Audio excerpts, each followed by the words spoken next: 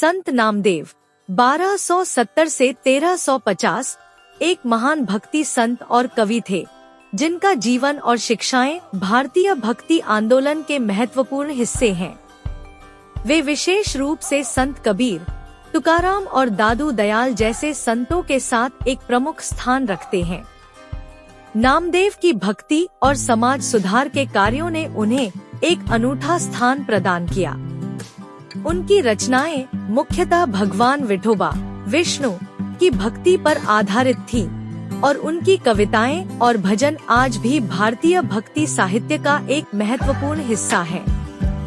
प्रारंभिक जीवन, जन्म और परिवार। संत नामदेव का जन्म 1270 ईस्वी के आसपास पंजाब के सिवनी गांव में एक वैश्य परिवार में हुआ था। उनके पिता का नाम रामा और माता का नाम कुल्हर था।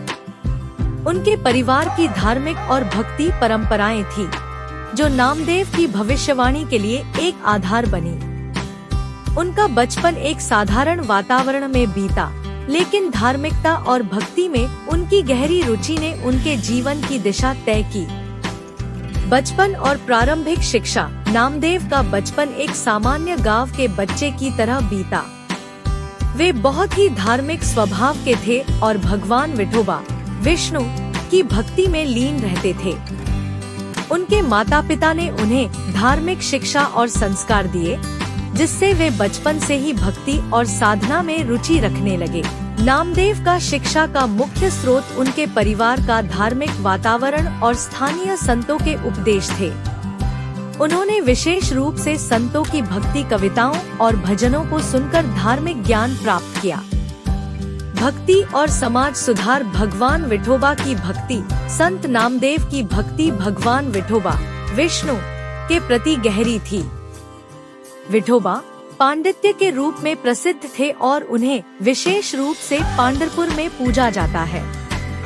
नामदेव ने विठोबा की भक्ति को अपने जीवन का मुख्य उद्देश्य माना और उनके भजनों और कविताओं के माध्यम से भगवान विठोबा की महिमा का गान किया। उन्होंने अपने भजनों में भगवान विठोबा के गुण, उनके प्रेम और उनके प्रति अपनी भक्ति की अभिव्यक्ति की। निर्गुण भक्ति का प्रचार।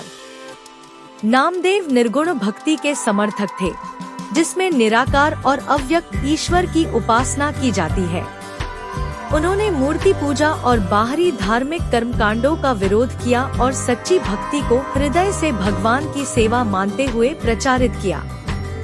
उनके भजनों में निर्गुण भक्ति का संदेश स्पष्ट रूप से दिखाई देता है और उन्होंने भक्ति के सरल और सच्चे रूप को अपनाने का आह्वान किया। जातिवाद और धार्मिक भेदभाव का विरोध। संत नामदेव ने अपने जीवन और शिक्षाओं के माध्यम से जातिवाद और धार्मिक भेदभाव का विरोध किया। उन्होंने यह संदेश दिया कि ईश्वर की भक्ति में किसी भी जाति या धर्म का भेदभाव नहीं होना चाहिए। उनका मानना था कि सभी मनुष्य समान हैं और भगवान की सेवा में जाति, धर्म और वर्ग के भेदभाव का कोई स्थान नहीं है। उन्होंने समाज में व्याप्त जातिवाद और भेदभाव को समाप्त करने के लिए अपने उपदेशों में समानता और भाईचारे का संदेश दिया। साहित्यिक योगदान। नामदेव की कविताएं और भजन। संत नामदेव की रचनाएं मुख्यतः भगवान विठोबा की भक्ति पर आधारित थीं। उन्होंने अपने भजनों और कविताओं के माध्यम से भगवान विठोबा की महिमा का गान किया और भक्तों को भक्ति के मार्ग पर प्रेरित किया। उनके भजन सरल, सहज और प्रभावी थे, जो आम लोगों के लिए समझने में आसान थे। नामदेव की कविताओं और भजनों में भगवान के प्रति प्रेम, भक्ति और समाज सुधार के विचारों का समावेश होता है। प्रमुख भजन। मंदिर नहीं। इस भजन में नामदेव ने मंदिरों और मूर्तियों के प्रति अनावश्यक पाखंड और अंधविश्वास को आलोचना की है। उन्होंने यह संदेश दिया कि सच्ची भक्ति हृदय से की जाती है, न कि बाहरी दिखावे से। विठोबा विठोबा। इस भजन में नामदेव ने भगवान विठोबा के प्रति अपनी गहरी भक्ति और प्रेम की अभिव्यक्ति की है। उन्होंने विठोबा के गुण और उनकी भक्ति का महत्व बताया है। तुका म्हणे। इस भजन में नामदेव ने अपने जीवन के अनुभवों को साझा किया है और भगवान के प्रति अपने समर्पण को व्यक्त किया है। साहित्यिक शैली। नामदेव की साहित्यिक शैली अत्यंत सरल और स्पष्ट थी। उन्होंने अपनी कविताओं और भजनों में भावनात्मक अभिव्यक्ति और धार्मिक विचारों को सहज भाषा में प्रस्तुत किया। उनके भजन और कविताएं आम जनता को भक्ति के मार्ग पर चलने के लिए प्रेरित करती हैं।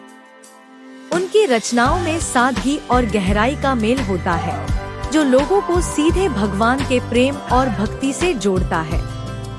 समाज सुधारक के रूप में योगदान। जाति और धर्म के भेदभाव का विरोध। संत नामदेव ने समाज में जाति और धर्म के भेदभाव का कड़ा विरोध किया।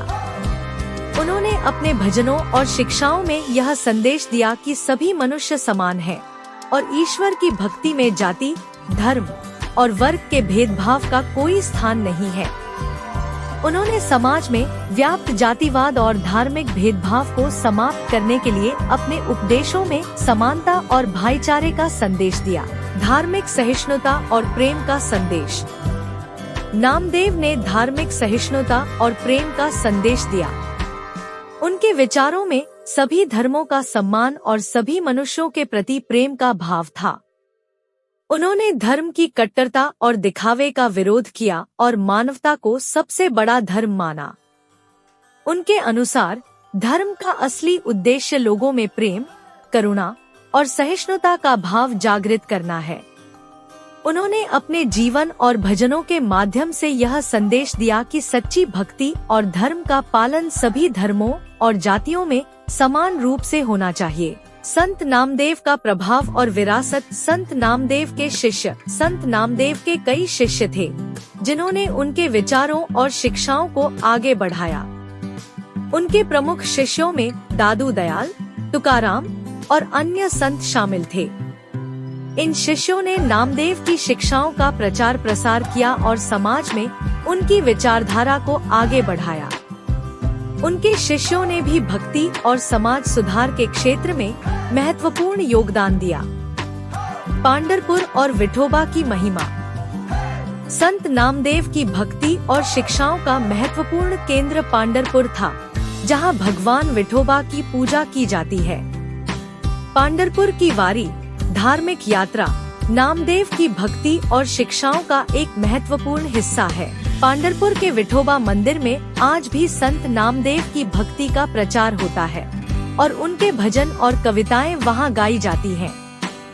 नामदेव की भक्ति और शिक्षाओं ने पांढरपुर की धार्मिक गतिविधियों को समृद्ध किया और विठोबा की पूजा को लोकप्रिय बनाया। नामदेव पंथ। संत नामदेव के अनुयायियों ने उनके विचारों के आधार पर नामदेव पंथ नामक संप्रदाय की स्थापना की। नामदेव पंथ एक धार्मिक संप्रदाय है, जिसका उद्देश्य नामदेव की शिक्षाओं का पालन करना और समाज में प्रेम, करुणा और समानता का संदेश फैलाना है। नामदेव पंथ के अनुयायी निर्गुण भक्ति के मार्ग पर चलते हैं और मूर्ति पूजा का विरोध करते हैं। उनके लिए सच्ची भक्ति का अर्थ है हृदय से ईश्वर के प्रति प्रेम और समर्पण करना।